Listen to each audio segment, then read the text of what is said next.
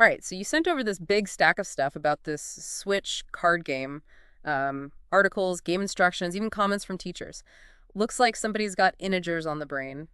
So before we deal out all the details, what exactly is Switch and what makes it more than just another card game? Switch is cleverly disguised as this simple card game, but it's carefully designed to help middle schoolers grasp those positive and negative numbers, integers, the ones that often trip students up. Okay, so it's got an educational agenda, but how does it actually work? Imagine I'm a sixth grader who'd rather be playing video games. Sell me on Switch. All right, picture this. We ditch the face cards from a regular deck, say, so long, to those jacks, queens, and kings. Aces become low, worth 1. Now here's where it gets interesting. Red cards represent those negative numbers, while black cards are your positives. You get dealt 6 cards face up, and then the race is on to arrange them in numerical order, from least to greatest. Wait, so like Mech to 5 would be lower than Mega to 2, even though 5 is a bigger number? That's where things get tricky for some kids, right? Absolutely. And Switch tackles this head on. See, on each turn, you draw a card and decide. Swap it with one of your face-up cards or toss it aside. The catch is, you're trying to create that winning sequence, which means constantly thinking about which integers are greater or lesser. Okay, I'm starting to see the strategy here. It's not just about knowing negative 5 is negative.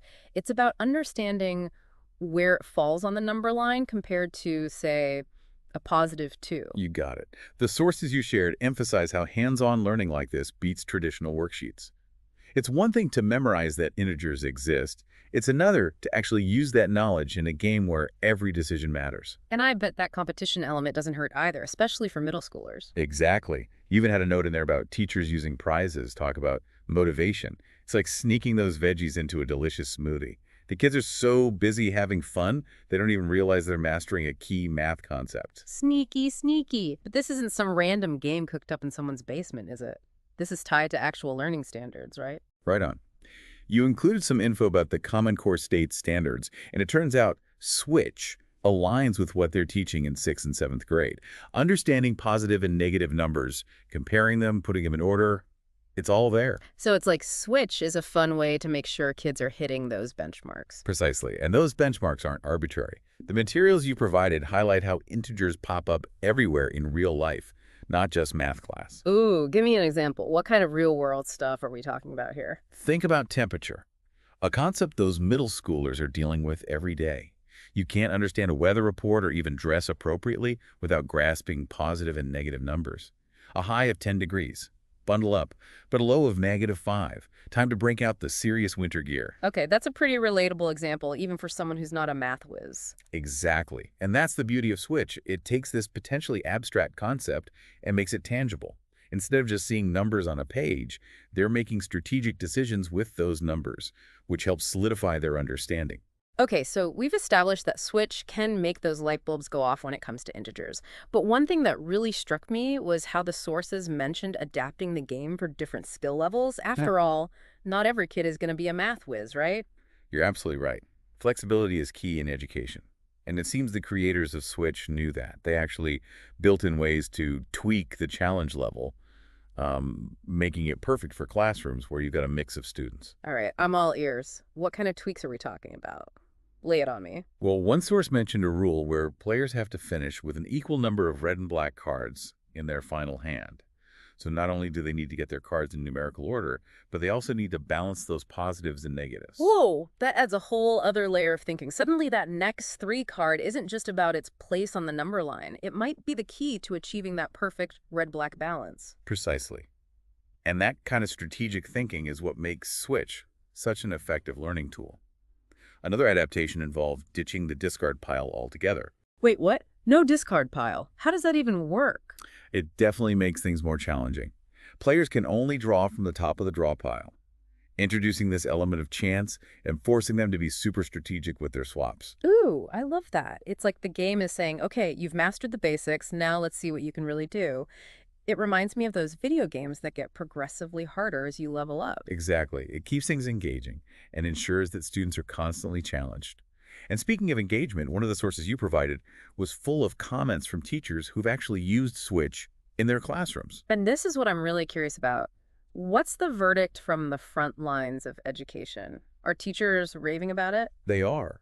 What's fascinating is how many teachers highlight that switch makes learning about integers fun, which can be a real Hmm. challenge, especially with middle schoolers who might have other things on their minds. It's true. Middle school is basically its own universe. But this makes me think we've talked about temperature, but what other real-world situations do those teachers see switch connecting to? Why else are integers so important for these kids to grasp? That's a fantastic question. And one of the sources actually had a compelling answer from a teacher who uses switch to introduce the concept of money management. Money management. Now, that's something every middle schooler should be interested in. How does that work? Well, think about it. Allowances, saving up for that new video game, maybe even a part-time job. These all involve understanding positive and negative values. Earning money is a positive, spending it is a negative. The game becomes a powerful tool to illustrate these concepts in a safe and engaging environment. So they're not just learning about abstract numbers, they're getting a mini lesson in financial literacy. That's brilliant. It's like you said earlier, sneaking in those veggies. But in this case, it's financial responsibility disguised as a card game. Exactly. Yeah. And it highlights the power of finding those connections between classroom learning and real-world application. It's really amazing how a simple deck of cards can unlock so much learning potential. Switch seems like it's hit that sweet spot of being both educational and engaging. It really has.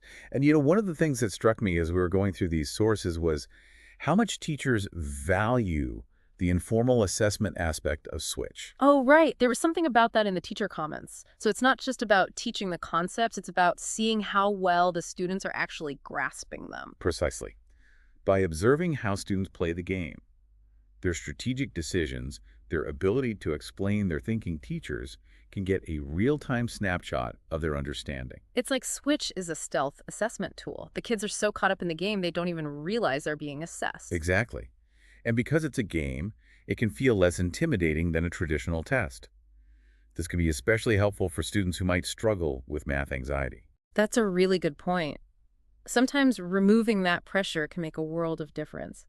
But going back to the game itself, you mentioned how adaptable it is. What about taking those basic principles, the strategic thinking, the competition, and applying them to other subjects? Now you're thinking, the sources didn't really delve into that specifically, but it's a fantastic avenue to explore. Imagine a switch-style game for history, where students have to arrange historical events in chronological order. Oh, I love that. Or what about science? They could have cards representing different stages of a scientific experiment and have to put them in the correct sequence. Exactly. The possibilities are practically endless. And that's what makes this whole deep dive so exciting. It's not just about one game. It's about sparking new ideas and challenging ourselves to think creatively about education. So to wrap things up, it seems like Switch is more than just a fun card game. It's a versatile learning tool, a stealth assessment tool, and maybe even a springboard for a whole new way of thinking about education. Absolutely. It's a reminder that sometimes the simplest ideas can be the most powerful. Well said. And on that note, we'll wrap up this deep dive into the world of Switch and integers.